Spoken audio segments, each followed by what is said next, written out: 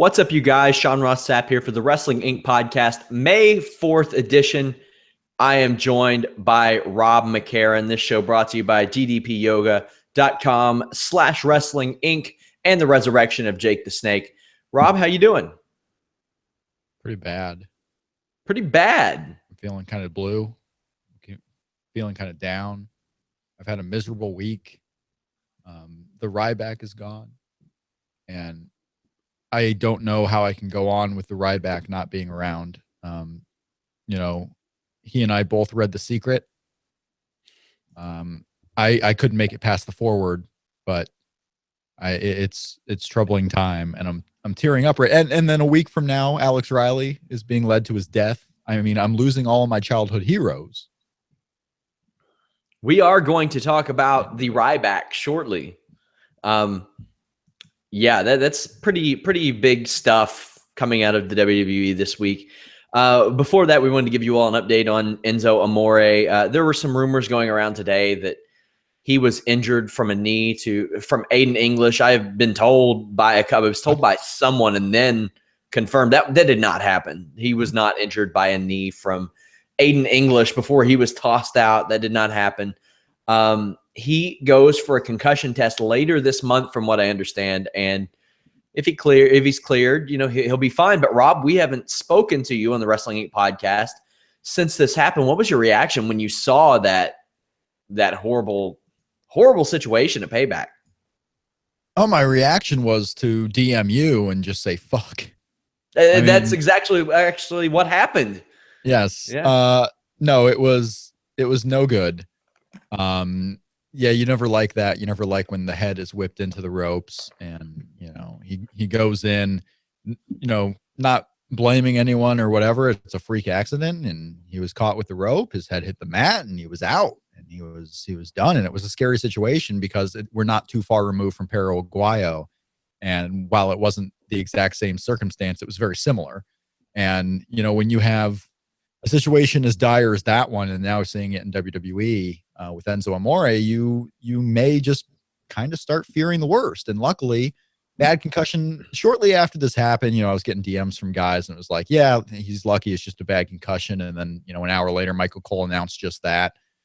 So it was something. I mean, I was going in so hyped for this show, so excited for it. And to have that happen at the very beginning, it dampened the mood going into Sami Zayn and Kevin Owens. But luckily, the guy was released that night. He had people over. He was up. He was talking. He's going to be fine. Hopefully we don't have any long-term concussion, syndrome from this. But I think the best news possible came out of this after the injury. So that's always good. Yeah, I caught a lot of flack because I said that compared to what originally I thought it could be, that this was minor, because people were like, well, that could end his career. Well, I mean, yeah, and it could have a concussion. It could end his career. You never know how he'll react to a concussion. It could be a Daniel Bryan, Corey Graves, Christian situation, or it could be very minor. But the thing that I was fearing was broken neck or Perro Aguayo, things like that. That's what I was fearing. And in the long run, a concussion, while it's definitely not, positive or anywhere near out of the woods, it's not as dangerous as those other two things. No, not at all. I mean, as far as, the best situation, you're right. I mean, a concussion that keeps him out for a couple of weeks is certainly better than, death and paralysis. So, because it was scary. I mean, the guy was laying there motionless, not being able to move. And breathing. Heather, he was obviously knocked out, and we'll see how he recovers. Keep him. They're keeping Cass on TV. Keeping the Enzo and Cass act at least out there. That they didn't take Cass off of TV for this period of time. I wouldn't expect to see Enzo until he's cleared, and they may not even be trying to clear him until after Extreme Rules. Have him come back after the Extreme Rules tag team titles decided. I think the Vaudevillains were going to win this match anyway, so I think Vaudevillains and New Day was going to be the match at Extreme Rules, and the Dudleys now are kind of men on an island, because I think the Dudleys and Enzo and Cass were probably going to get some type of match at Extreme Rules. So where they fit in, we'll see. But I think we should be happy that Enzo's going to be okay. Absolutely. We'll talk a little bit about the SmackDown spoilers. Nothing Nothing major. I don't want to give away any like main event level stuff, but I said, I think it was Sunday night or maybe it was Monday night, that I would have loved to have seen Big Cass take like the Diesel December 1995 role where he comes out, where Diesel came out and he just slaughtered Owen Hart for giving a concussion to his best friend Shawn Michaels. In saying that, I didn't think that they would literally turn him into Diesel 1995 and he'd be power bombing people, which apparently is what's going to happen. So cool. I'm okay with that. The guy hasn't had to develop a singles finisher or single style in what, 3 years? Yeah. So seeing him go out there, it's an interesting test for him because he was not ready for this. They didn't plan for him to be a single anytime soon. And he's going out there. We're going to see how he makes the best of it. And where in wrestling, timing is everything. Could this be bad timing for Enzo Amore? Enzo Amore will do fine. The guy can speak. Oh yeah. He doesn't need to take a bump for the rest of his life to make a living. Exactly. What'll be interesting here is if Cass does really well in a singles role for the next 3 weeks, and it's a short sample size, it's a short period of time. If he does really well, could they be maybe starting the plans to break them up at some point and have them each go their own separate way? Enzo on his way, Cass on his way, because Big Cass is a guy that if he grows more confident with himself, because he's confident in that tag team. I don't know if he's fully confident with himself yet. If he's confident with himself, this is a guy who could be a really big player in WWE for the next several years. Oh, yeah. I saw former WWE front office workers on Facebook who I don't want to name, I don't want to put them on blast. I don't want people looking up their Facebooks, but they straight up said, Big Cass has a chance. And then I saw former WWE superstars who, apparently, despite suing the WWE, followed the company, and they agreed that he has a very, very good chance to make it in a main event role. This is very much going to be a trial by fire over the next 3 weeks. But the worst case scenario, it doesn't work out. Well, I guess it's not worst case scenario because Enzo might not get cleared. You never know. But, he will have Enzo to fall back on eventually, either as a manager or as a tag team partner. So there is that.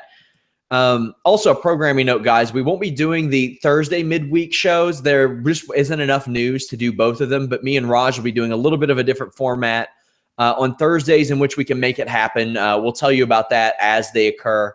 Not sure about pay-per-view weeks. We might still be doing those, but I'll get you some more details on that as it comes up. But Rob, if you were to guess, how do you think Cass will fare as a singles over the next few weeks?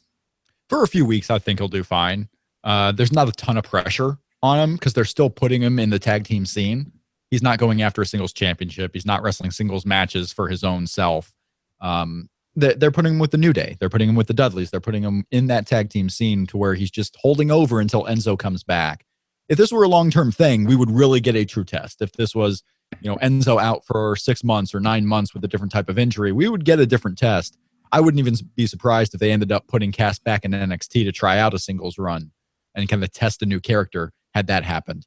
I think he'll do fine. So huge news coming out of WWE Monday night. Ryback sent himself home in a way. He's had a contract dispute with the WWE. He posted a very lengthy blog post where he expressed his dissatisfaction with the way that wrestlers are paid.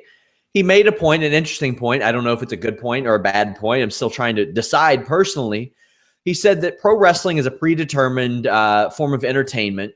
So he doesn't get to decide if he wins or loses, despite how hard he works. And the justification given is that the winners make more money. And, this was a little confusing because you even see guys like Dave Meltzer saying, almost the same thing. He said that, like, Ryback didn't make a good point because the winners make more money. Well, it is a predetermined thing. So it's a circle. The winners make more money because they're booked as winners. And because they're booked as winners, they make more money. Rob, where do you stand on this?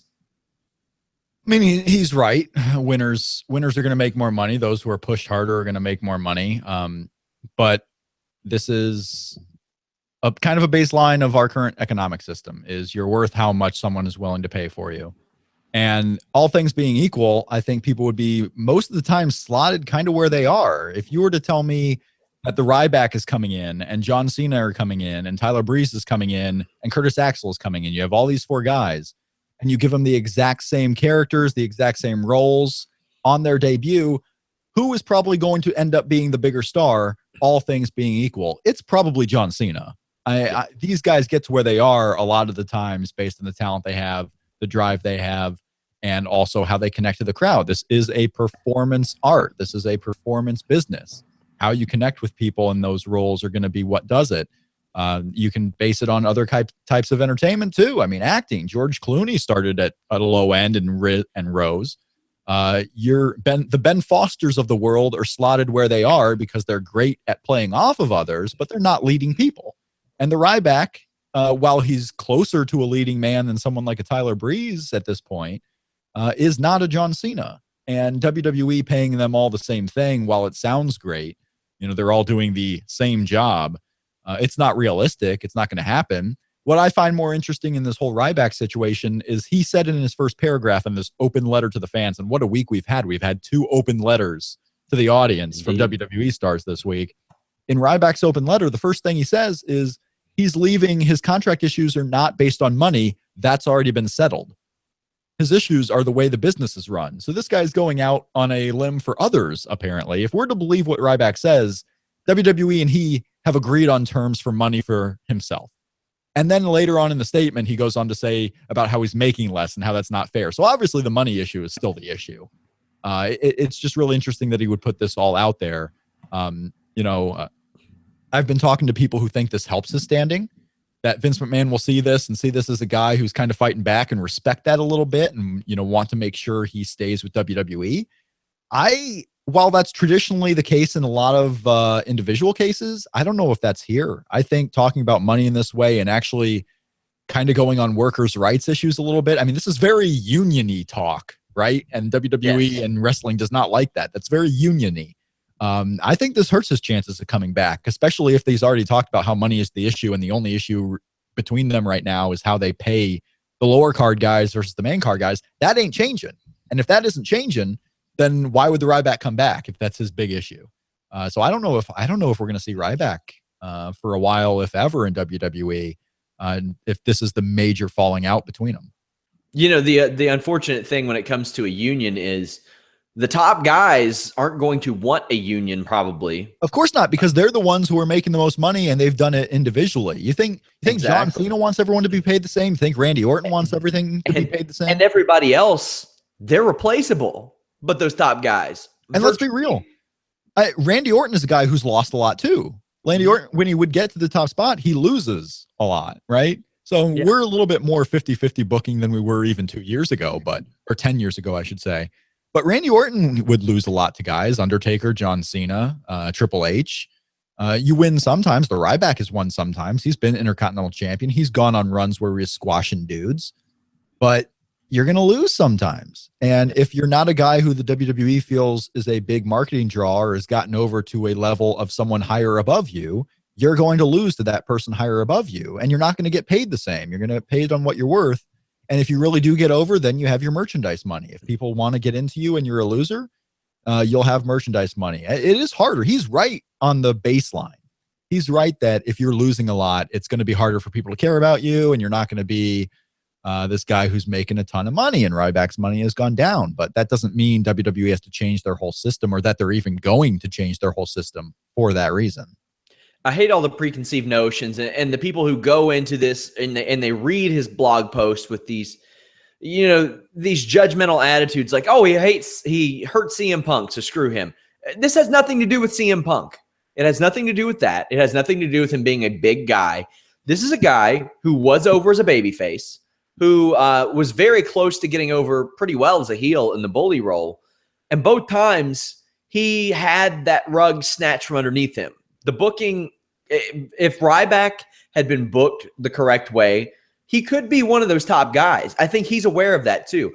Could he be John Cena? No way. Absolutely not. Could he be that very, very tip top? No, but he could definitely excel as an upper mid-carder. And he showed just Sunday night that he could deliver in the ring when he really needed to and really had to.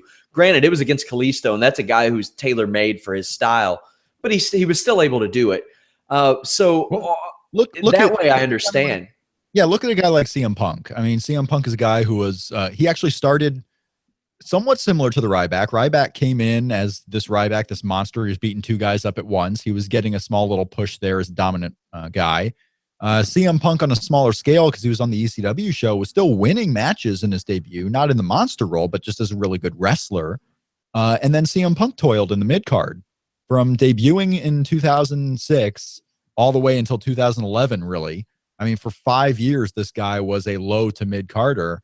And you start working the guys in the back. You start pushing for your own stuff. You start creating things that make a lasting impression on television. You do it all, and you eventually earn the higher spots if they're not going to give it to you. The Ryback, I don't know what he's doing backstage. I don't know. The guy said in his little statement here that he doesn't push for changes to matches. He may be a guy who just takes what he's given and tries to go out there and do the best with that.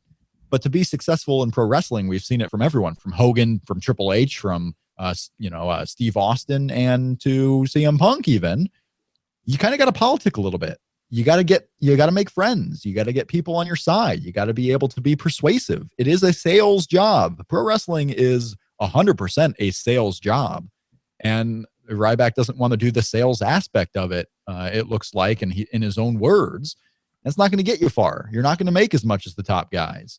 In Ryback, this whole thing is asking for the lower card guys to get paid a little bit more, but in turn, the higher card guys would have to be paid less. And if you're Vince McMahon, well, let's be real. Well, the upper card guys don't have to be paid less. The WWE gives such a negligible percentage of their revenue to the talent. It's like really low. Oh, yeah. So in one aspect, you're right. You could probably just pay the undercard guys more, and the upper card guys get what they're going to get.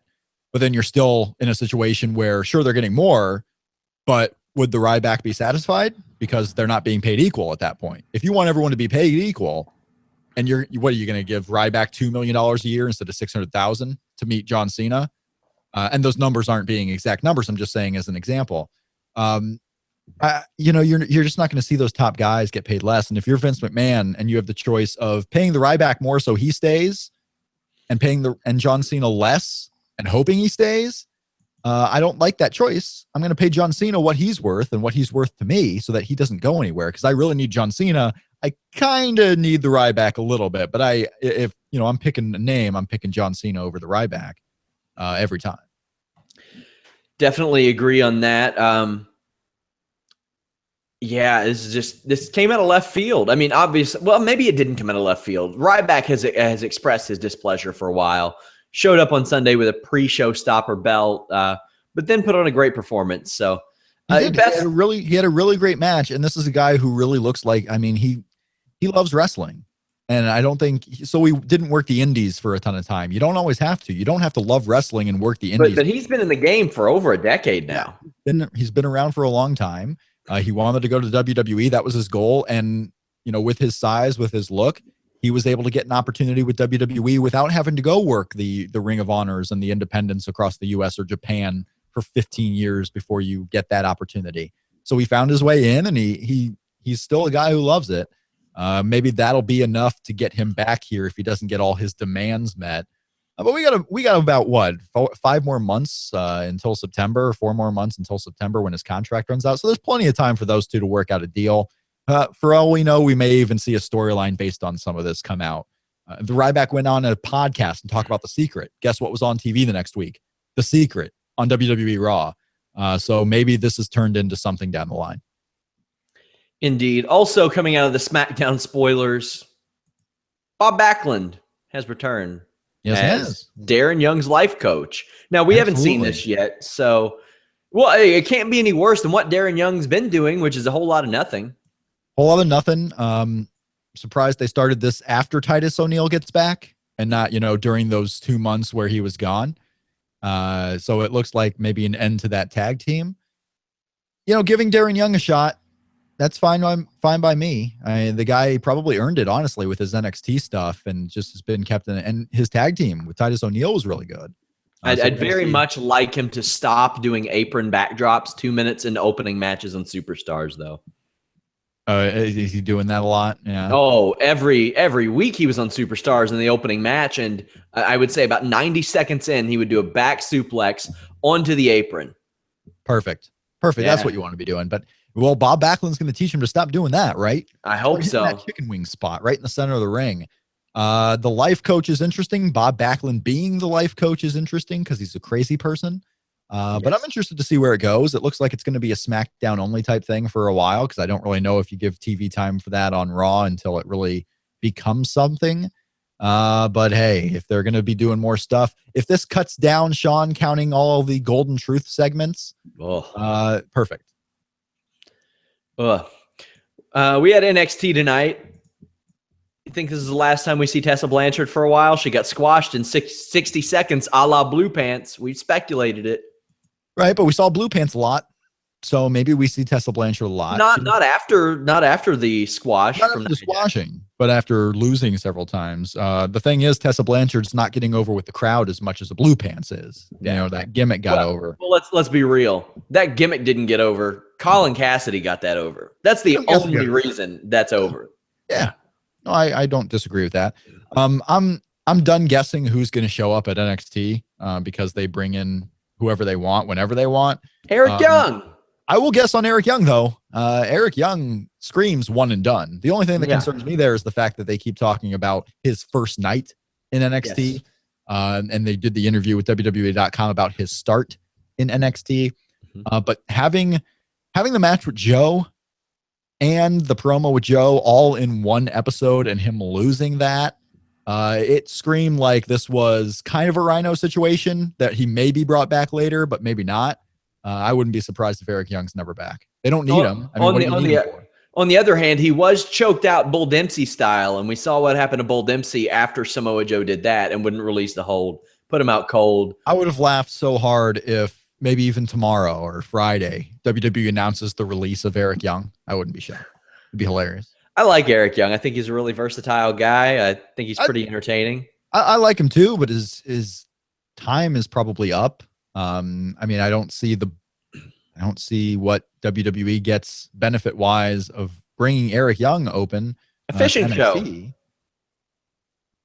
No, I don't think there's a benefit there. Let some of the new guys. You got No Way Jose coming up. You got some different talents coming up. I just don't think NXT needs Eric Young. It was a cool one-time moment. He's an entertaining guy in a lot of aspects. You can get the match out with Joe, but do you want to see Austin Aries versus Eric Young on NXT TV every week?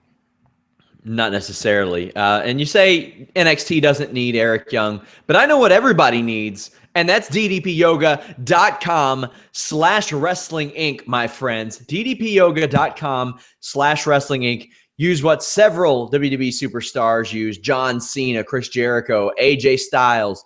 You know, we've seen the transformation that the military veteran Arthur made, where he was jumping out of parachutes in his career and wrecked his knees, wasn't able to walk, and now he's running. Not only is he running, he's helping teach DDP yoga all around the world. It can help you out too. Help me out. Help me avoid surgery. ddpyoga.com/wrestling inc. Get a great deal on the Max Pack, and of course, tweet at DDP and DDP Yoga. Let them know how it works for you. Let them know the Wrestling Inc. podcast sent you. And of course, check out the Resurrection of Jake the Snake, available on Vudu, PlayStation Network, iTunes, Google Play, video on demand services everywhere. Check that out. See the great transformation that Jake the Snake Roberts made with DDP Yoga. As I've always said, a great companion piece to Beyond the Mat, if you've ever seen that. Another must watch. But the Resurrection of Jake the Snake is one of my favorite wrestling documentaries of all time. Please check it out, my friends. ddpyoga.com/wrestling inc. Check it out. So, Rob. Yes, sir. Ring of Honor has a pay-per-view this Sunday. We're doing a live viewing party here at WrestlingInc.com. I'm very excited for it. What match are you most excited to watch on this show?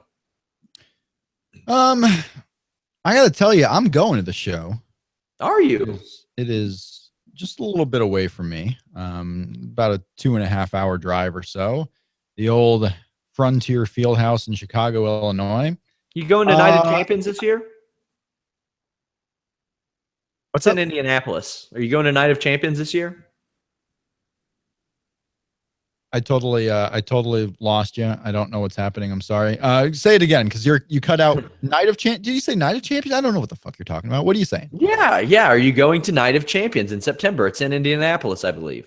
Oh, is it in Indianapolis? I think so. Yeah. I don't believe know. so. Maybe. I don't think so. Every time I seem to go to an event in Indianapolis, it's a weird experience. I don't know. Papa Shango. Yeah, sure. Things he interrupted the main event of WrestleMania in Indianapolis. What the hell, Rob? Yeah, I didn't go to that one though. What a shame. I wasn't living here yet. I wasn't living here yet, but I can't say a lot because I didn't go to Rep Arena when God was booked to wrestle at Backlash 06. Do you know how much? And God may never wrestle again. No, that was he was one and done. He was Eric Young. Is Eric Young God? He got choked out and written off the program. On Wrestling Inc. Is Eric Young God? We have the answer tonight at 10. Yeah, I went to Survivor Series when it was in Indianapolis a couple of years ago when the Shield debuted. I was there for a Monday Night Raw where Kane burned Jim Ross. And I was there when Shawn Michaels and Chris Jericho had their little confrontation, and Chris Jericho punched out Shawn Michaels' wife at SummerSlam that was headlined by Undertaker and Edge in the cage. So there's been interesting newsworthy moments at the shows that I've been to in Indianapolis. Night of Champions, maybe a spur of the moment type thing. But at this point, I don't plan on doing that because I have a weird schedule. Like I won't go to the shows that are close to me, but I'm going to go to this ROH pay-per-view in Chicago, and then we'll see what happens. But I'm trying to go to these Global Cruiserweight Series tapings at Full Sail coming up in June. So we're going to see what happens with that. But no, not Night of Champions at this point. As far as the match I'm looking forward to most, you know what? This event, I'm really not even looking forward to one in particular. Looking forward to see, all the New Japan guys I've never seen live before. So that'll be a fun little deal. And it's been a long time since I've been to a Ring of Honor show. I mean, not counting the Kalamazoo show I went to last year. It's been quite a long time that I've been to a big time Ring of Honor show. And this show was sold out in Chicago. So it should be a really crazy atmosphere. Colt Cabana and Jay Lethal is going to be huge. But yeah, I'm looking forward to seeing the New Japan guys. I just want Ring of Honor to run Cincinnati again. I think it's been 2 or 3 years. I don't care. Just a live event. Bring it here, Ring of Honor. I want it. I'm looking forward to Naito versus Kyle O'Reilly. I mean, the finish or the result is pretty much a foregone conclusion, but I want to see that match. Also, looking forward to War Machine versus Briscoes. War Machine can be really hit or miss because sometimes they get a little too ambitious with their offense and it makes things a little sloppy. But I think that'll be a good match. Do you see any chance that Colt Cabana leaves Chicago with that title? This would be the only place that would ever happen. It would be the only place that he could win it, but the problem is he has to keep going on the road with Ring of Honor to defend it, and I don't really see that happening. So no, I don't see Colt Cabana winning here. I see Jay Lethal cementing, continuing to cement his title reign by beating Colt Cabana here in Chicago. So no, I would be really surprised actually if Colt Cabana won. I would not be as surprised as if Kyle O'Reilly beat Tetsuya Naito. That is 0% chance of happening there. But it'll be a really fun match. Naito and Kyle O'Reilly for sure. I think it's a really good card. I actually do. And Okada doesn't have a whole lot going on in this tour from the cards I've seen. Doing a lot of tag matches, which is fine by him. But it'll be a fun time. It'll be a cool experience. The Chicago crowds are always hyped. I'm looking forward to the event. So I hope your live after show does well. I hope people are in tuned and loving it because it's going to be one of the bigger ROH shows all year. Also, Jay Lethal, I mean, by all means, it looks like he could be the 4th guy to hold the Ring of Honor title for over a year because I don't think Donovan Dijak's going to take it off of him either. Oh God, no. Finding out who's going to be the next ROH champion is always just a fun exercise. Like, who is strong enough to be the ROH world champion? And, Moose is a guy that a lot of people talk about could be an ROH champion, although I don't know how much longer he's going to be there. And his contract's up very soon. God, there's so much talk of an ROH exodus. It really is crazy. And I don't want to give out names or anything, but ROH could be a whole new company by this time next year. It really is crazy. And you still got to wonder, guys who were tied into both Ring of Honor and New Japan, the Kenny Omegas, the Young Bucks, what are they going to do once this year is out? They could have offers from WWE if they continue to want to sign guys. So how do you think their willingness to book or allow their talent to work at PWG affects that now? Because obviously it's kept a couple guys, it's incentivized a couple guys to stick around, but now they can pick through that roster of guys that they've seen at PWG and kind of be like, okay, we'll use him, and kind of keep that marriage going.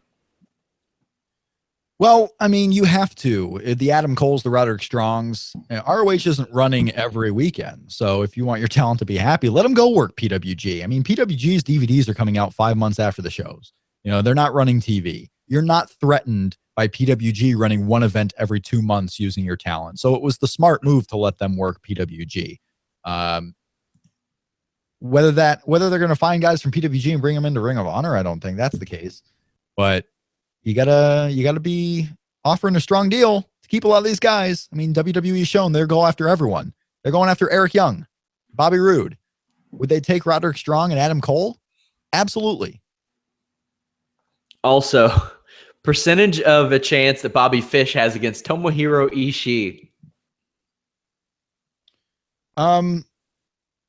Hey, for the TV title, I give it a good chance. I think Bobby Fish is going to win that match. Under any other circumstances, I would put that at 0, considering the TV title is on Ishii, and he is, he doesn't really like coming here by all accounts. He never did before this year. So that definitely helps Bobby Fish's chances here. Well, the backstage stuff you can absolutely go for, but hey, at some point an ROH guy needs the ROH TV title, and it's going to be 3 months until New Japan stars are back for the Brooklyn show. So they could always do it at the TV tapings, right? They could do it at the TV tapings, but I think they're going to do it on the pay-per-view. If you're not going to have a world title change, I think you do the TV title change here and just let Bobby Fish win. And then you can go back to Bobby Fish and Roderick Strong because, Bobby Fish didn't beat Roderick Strong for the title. So you can do that program again, just with the roles reversed, as Roderick Strong is the challenger for the TV championship. So I think a whole lot of stuff makes sense there for Bobby Fish to be the one to beat Tomohiro Ishii. Where I'm skeptical of it is the fact that Bobby Fish in New Japan canon is a junior and Tomohiro Ishii is a heavyweight. So that's an interesting dynamic. Will New Japan let this junior defeat a heavyweight in Tomohiro Ishii? That's the issue I have. That would be the one major factor, and it is a big factor. That would be the major factor where I say, okay, maybe Bobby Fish doesn't win this one. And if he doesn't, who does? Does a guy like Moose get the match with Tomohiro Ishii? I'm not familiar with what every single card for the next 3 shows are, because Ring of Honor just kept announcing matches, and I'm like, which goes where? But I could see a guy like Moose being the one to defeat Tomohiro Ishii. There's not a lot of guys in the Ring of Honor roster, if you're going to go junior versus heavyweight, that really fit the bill here. So that's a tough call. I would go out on the limb and say Bobby Fish wins on Sunday, but I would not be shocked at all if Tomohiro Ishii wins. Also, we have Okada and Moose versus Elgin and Tanahashi. Bullet Club, a combination of the Young Bucks and the Guerrillas of Destiny against the Motor City Machine Guns, hybrid with the Time Splitters and Matt Sydal. I expect Matt Sydal to kick out of about 75 finishes, which is tradition. Also, The Addiction versus Jushin Thunder Liger and Cheeseburger. Check out part 1 of my interview with Fallen Angel Christopher Daniels. We talk a little Global Wars. Part 2 comes up next week. Check that out. It should be on the main page of the site, still on the top little bar, the featured bar that scrolls from side to side. So fun show. It's on a Sunday night as opposed to their Friday night that they usually do their shows on. So really looking forward to this show. Also, Rob, New Japan had a pay-per-view this past week. Yes, they did. They at Wrestling Dontaku, and we got not only the announcement of the upcoming Best of the Super Juniors, but a really good heavyweight title match. We talk about Tomohiro Ishii went for the IWGP Championship against Tetsuya Naito in an excellent match. Naito still remains the champion. And in a little bit of, I'll call it a surprise. It surprised me. Matt Sydal and Ricochet won the junior heavyweight titles back from Roppongi Vice. I thought Roppongi Vice would have had a little bit longer run with the championships there. And now the junior tag division is kind of put on hold for a short period of time as the best of the Super Juniors comes just a couple of weeks from now. Yeah, also Yuji Nagata defeated Shibata for the Never Openweight Championship. Bullet Club Elite. Shocked, but I shouldn't have been. I mean, yeah, I was surprised too. Shocked, but I guess I shouldn't have been. I thought Shibata was just going to run through all these old guys. I thought he was just going to do it. All. I thought he was running through them all. So now I don't know what to expect. I mean, Shibata will probably get his win back. If he doesn't win the title back at Dominion, he'll get his win back at the G1. I tell you what, though, losing this championship, I tell you, the fire is burning. The fire is growing. The talk is out there. Shibata as the G1 champion. Oh, the talk is building. I could see that. I would buy him. I buy him as a top level. I buy him as a top level guy. I do.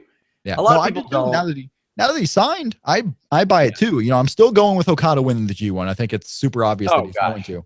But Shibata versus Okada in the G1 final, holy shit. Yeah, that would be fantastic.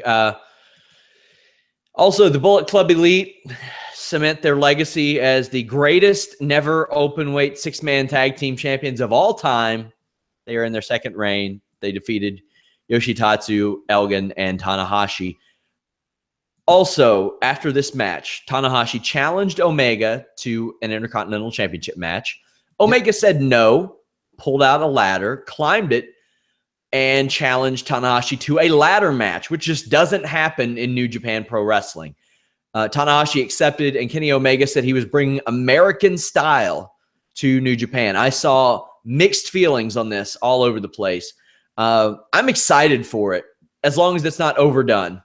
If this is a once every few years thing for New Japan, I'm cool with it. Rob, what do you think? Oh, I'm super fine with it. Yeah, having a ladder match in New Japan, it's different. And a lot of people do like New Japan because it is not WWE, right? They like it for the athletic aspect to it. They like it for, not having the bullshit. But at the same time, who's the most popular group in New Japan in America? What's getting New Japan all over in America? It was the Bullet Club, and the Bullet Club was nothing but bullshit and hijinks. So everyone talks a big game about how they want their New Japan not to have bullshit and hijinks. But then the Bullet Club is what gets a lot of people into New Japan. So I think everyone will be fine after the fact. The ladder match will be probably really cool. Will Tanahashi beat Kenny Omega at his own game and win the Intercontinental title? It's possible. Is this a way just to get Omega the title win over Tanahashi again by having this ladder match and not a straight match without killing Tanahashi? That could be the case too. I actually go into this not knowing who's going to win. So it's a big deal, I think, having this ladder match in New Japan. I don't think it's going to happen all the time. I mean, I don't think Kenny Omega, and that's his gimmick too. He's not talking Japanese anymore. He's speaking English. Yeah. He's talking as his own self. So bringing the ladder match fits perfectly in with that. I'm excited for the match. He's forcing his culture onto the Japanese people. Absolutely. Very excited for that. Also, we don't talk a lot of Lucha Underground on this show because it's been very non-newsworthy lately. Like we've said, we don't know who the president's going to be when some of this stuff airs.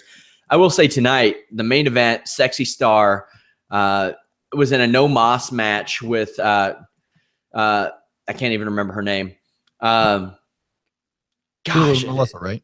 Or what's her, is she using cheerleader Melissa? Yeah. I'll remember it here in a second, but there was blood in the match. It was the end. Well, I assume the end of the story. Mariposa, that's her name. Okay. The end to the, I assume, Marty the Moth, Mariposa, Sexy Star, the Mac storyline. It was really good. Sexy Star showed a ruthless side. The Mac made a great cameo. The crowd was happy to see it. They better be glad, though, that they have a hot crowd, because this crowd can't follow the stories. They don't see these backstage cutscenes and things like that. But I thought this was unbelievable. Well worth going out of your way to check out. So very excited that something from Lucha Underground, which hasn't happened over about a month and a half, really grabbed me and held me and caught my interest, and it gave me a little bit of hope. But it's hard for me to enjoy these shows sometimes when I know they didn't happen like this year. I mean, maybe this was taped this year. I don't know. I don't think it was. Maybe it was. I think, yeah, January. But it's hard. It's hard for me to be enthralled in something like that. And I felt the same way about NXT when we were going towards WrestleMania, and I knew that one of the guys on the show had been fired 2 months before. So, indeed. We're going to get to some questions, Rob. Okay, great. Yeah, questions. I know you love the questions. I do love the questions. You do love the questions. Somebody asked what match we're most excited for Ring of Honor. We already told you. Could Eric Young signing be more than a one and done? Of course it could be. It could be. I mean, we'll find out. There's another set of tapings in 2 weeks. So yeah, 2 weeks from tomorrow, I think. Yeah, no, it could be. It could be a more than a one-time thing, but I wouldn't be shocked if it is. I mean, James Storm was only in twice, right? One time for one show, another time, and then he was gone. What I'm really interested to see is if in between now and the next tapings, if he's on the road at all. I mean, is he going to be on any of these NXT house shows? Is Bailey going to be on any of these NXT house shows? There are some questions there with the house show, who shows up kind of on that. But I think it's going to be a one and done. I think they just brought him in. Hey, we want to meet you. We'll do this little angle with you. It'll be cool. It'll be fun for TV. But are we going to use Eric Young as a regular in developmental? And I know it's not all developmental anymore. I get that. But I don't think Eric Young is moving to Orlando to go to the Performance Center. I don't think Eric Young is going to be working Florida house shows 3 days a week. I thought it was a one-night thing for a cool story, and they've done this before, and I don't think people should look too much into it at this point. But we'll get our answer in 2 weeks. Also, something I failed to mention earlier, Adam Rose posted a doctor's note that said that he was prescribed Adderall, which is the substance that he got suspended for. Personally, if WWE's booking is any indication, I think Adderall should be openly distributed among backstage workers. But I've dealt with ADHD my whole life. I was on Ritalin when I was younger. It can help, and if he really needs that, I mean, if your ADHD is really extreme, you can't focus on anything. It's hard to get a workout in.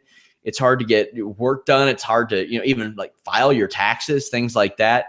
For my line of work, I found out that having ADHD is a benefit because you have to stay on top of things. It can be a detriment too. Like there will be times I'll forget a little something in an article and I'll have to go back and redo it immediately. It can be tough. I don't know how it applies to Adam Rose's career and his life, but speaking for me, if he feels like he needs that medication and he isn't abusing it, then I don't know if I see a problem. I mean, but you can get a doctor to say a lot of things. So you never know. But Rob, any feelings one way or another about this? Yeah, I mean, it's an interesting note. Who's to say that he even failed for this? This could be a guy who failed for something, but is talking about a different drug that he takes and trying to get sympathy or just clear his name. Not saying that's what it is, but it could be. There could be a number of different factors. He talks about how WWE is known that he's been diagnosed with this for a year and knew the drugs that he was taking. Whether that's true or not, that's his side. We haven't gotten WWE's side. So who knows if they even comment on it. If that's what it is and WWE knew about it and actually okayed it, then how does it even get to this point? How does it get to the point where he's suspended for it? Yeah, there are questions out there, but I don't think this open letter actually, as much as it's sent out there to answer questions, I don't think it answered any. Somebody asks, if or when do you think that we might see the Conor McGregor-Nate Diaz rematch take place? I think it'll happen at probably UFC 202 or 203, probably. They need something in between 200 and I think 205 is the New York City Madison Square Garden show. 201 is going to be Robbie Lawler versus Tyron Woodley. So I'd say probably 202 or 203, maybe 204. The Madison Square Garden show is going to sell itself. They'll have some big names on there. I would imagine John Jones probably, Chris Weidman probably, but yeah, I would imagine around then. Somebody said, Road Dogg said that wins and losses don't matter. If that's true, then does Ryback's statement have any merit? That's an interesting take. I mentioned we actually talk about this on my show. You can get information at Shake Them Ropes on Twitter. We talked about this. It's a funny thing, right? Ryback's talking about how wins and losses, and here Brian James is out there saying wins and losses don't matter. WWE chooses when it wants to be sport and when it wants to be entertainment. I don't, wins and losses in this context obviously do matter. I think it's clear based on, fans of New Japan, fans of promotions that really do put the onus on wins and losses. Ring of Honor does. PWG, not so much. But yeah, wins and losses can absolutely put someone a little bit above. But at the same time, it doesn't always work. When Ryback was getting wins, was he a John Cena level talent? No. People didn't care for Ryback as much as they cared for John Cena, even though Ryback was undefeated. It takes a special talent to ride that win streak and make it mean something. It's not going to work for everybody. So, a guy like Rusev had a win streak for 6-7 months before he finally lost. And he was getting over to the point where, yeah, you feared him, but it's not like he was going to sell a lot of merchandise. It's not like he was going to go on the Today Show. Should he have been paid as much as John Cena? Was he getting paid as much as John Cena as a big winner? No. It takes a lot more than wins and losses. It takes a lot more, and a lot of it is on the onus of the personality. It really is. Somebody asked, Holly Holm versus Valentina Shevchenko, your thoughts? Well, it's a great fight for a Fox card. Holly Holm against anybody on a Fox card is really good. Both coming off of losses, but I don't know. I mean, Shevchenko is I think not ranked 9th. I think she's tied with Raquel Pennington or something. I don't know how everybody else is booked. Having the number 1 girl against the number 9 girl, I don't know about that, but ultimately the skill set, it's weird because there's a lot of parity between 1 and 10, but in other departments like grappling, they each have strengths that are the other person's weaknesses. That's a good thing about female fighting in the UFC right now is it's not as advanced yet, and there's still a lot of rounding out to happen. But I like the fight. I'm completely fine with it. Get Holly Holm on a Fox card. Maybe do some big numbers. I'm all for that.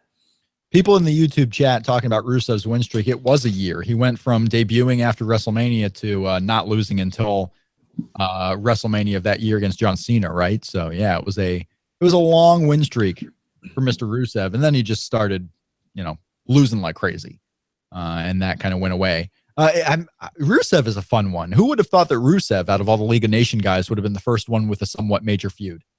I'm happy. I'm thrilled. Oh, I'm thrilled too. I love Rusev. What about his line on the Michael Cole interview today? Did you see that? I did not, but just the fact that he got the interview, that's amazing. So Michael Cole says, how have all the Total Divas cameras following you affected you? In which Rusev replied, I don't care. I have plenty of cameras in my house to film a lot of things, and then winked at Michael Cole. Oh, God. He's really great. It was great. I love Rusev, and he's so good. He's so good. And I'm surprised that he was the one. It could have been easily Sheamus. I thought it was going to be Del Rio. But yeah, I love this. I love Rusev going after Kalisto in the same kind of Ryback role, right? Good big guy versus good little guy. I want to see Rusev win the title and kind of just carry it home, and then just run with it for a long period of time. I don't know if that'll happen. Kalisto seems like he's going to just mow down all these big guys, but I love Rusev crush, and we'll see how this tumultuous year, because this whole last year of Rusev has been the complete opposite of what his first year was. Sometimes he's with Lana, sometimes he's not. We don't know what's going on with Lana. And then Rusev is just losing and losing and losing while also trying to be a big member of this group that was supposed to be important and is now broken up. Just figure something out with Rusev, and it looks like they're finally maybe getting back to focusing on this guy, and that's a good thing. Somebody asks, what do you think is the greatest match in ROH history? Well, I'm going to pick one that if Vince Russo saw, he would absolutely scream at me about. It's my personal favorite. I won't say greatest. The Young Bucks and AJ Styles against Okada and Roppongi Vice from last year. I thought it was unbelievable. It was just, I was screaming at my television while that match was happening. I don't know if it's the best, but I would find myself going back and rewatching this match all the time. I think it was on Epic Encounter. This was some of the early days. It was in Elizabethtown, New Jersey, at the Rexplex. Bryan Danielson and AJ Styles had a main event on Epic Encounter that I thought was just absolutely great. I would go back and rewatch that match a whole ton. And I think this was 2004, 2005, probably 2004, actually, when that match took place. There's a lot of good ones. Samoa Joe has been in some really good matches. Bryan Danielson, the whole series with Nigel McGuinness was really excellent. Been a lot of good ones lately. You know, the match you mentioned was absolutely fantastic. ROH has a long history of having just really good matches in it. So does WWE. So does New Japan. I mean, you're going to find good matches everywhere. I think Ring of Honor has built up a pretty good catalog. If they were ever to, if they ever sell or ever put on a complete best of Ring of Honor DVD, there's a ton of content to select. Somebody also asked, will CM Punk be ringside at ROH in Chicago, given that Colt Cabana is there? I doubt it, but one would think he would be training for a fight that he's never going to have. He had surgery recently. Yes, I know this, Sean. This is part of my argument here. Why he's never going to fight. It's just not going to happen. Someone tweeted out the video of CM Punk at one of those fights after he announced that he was signing with UFC. And he was like, I'll see you in the octagon in 2015. And here we are going, halfway to 2017, and there's no possible date in sight when CM Punk might actually get in the ring. Anyway, if he shows up there, even if he's just sitting in a seat at ringside, it's probably a top 5, top 10 news story of the year thus far, and that's pretty crazy. I don't even think it is. Oh, it definitely is. CM Punk attending a Ring of Honor show is not a big news story. Oh, absolutely. He's not been to a wrestling event in 2.5 years. Yeah, has it been that long? Since he left WWE, he hasn't been at a wrestling event. January 2014, so almost. I don't believe that's true. I feel like he's been backstage at an AAW show once, but I mean, maybe that, but he has not been seen. Oh yeah, no. And if he went to the Ring of Honor show, he wouldn't be seen either, by the way. Probably not. Okay, I will give you this. Top 10 news story of the year so far. If CM Punk is ringside out there, managing Colt Cabana, sure, that's a big news story. But attending the event backstage is not a news story. That's him meeting with people if he wanted to say hi. The thing is, he doesn't have to go to a Ring of Honor show to say hi to people. Colt Cabana, he sees much less Colt Cabana. Yeah, right, exactly. So he's probably done with it. Who knows? He might be at a Cubs game that day. Anyway, somebody says, for years it seemed like WWE would never acknowledge that any other promotions existed. Now it seems like they mention New Japan or Japan almost every week, including the Bullet Club. Thoughts and comments? I can't make sense of it, but I like it. The fact that they're mentioning New Japan and Japan, I just think they're trying to get Gallows and Anderson over as a big deal for those who don't know them. These guys are huge in Japan. Take our word for it. They're really big stars. You should care about them because they're in the main event of the show. If they were in an undercard tag team feud or going after the tag team titles even, I don't think that's high profile enough to where they really had to push over how great they were. And let's remember when Albert came back as Tensai, they talked about for weeks how he was a big star in Japan and how he dominated Japan. It's not abnormal. The fact that they mention New Japan doesn't mean there's any type of working relationship with them. It just means that they want to put them over as big stars elsewhere, and now they're here, and because they're in our main event, you should realize they are big stars and care about them. So there's nothing to it more than that. Somebody asks, would Lana have a Russian accent on Total Divas? That's a big question. We don't know. I don't know. She did the interview today in her Russian accent, but Rusev had, I don't want to say lost his, but it certainly wasn't as thick as usual. So that'll be interesting. I never even thought about that. You're right. That's actually a reason why you would want to check in at least one episode of Total Divas to see is she referred to as Lana? Is she referred to as CJ? Because they go in and out of character with different talents.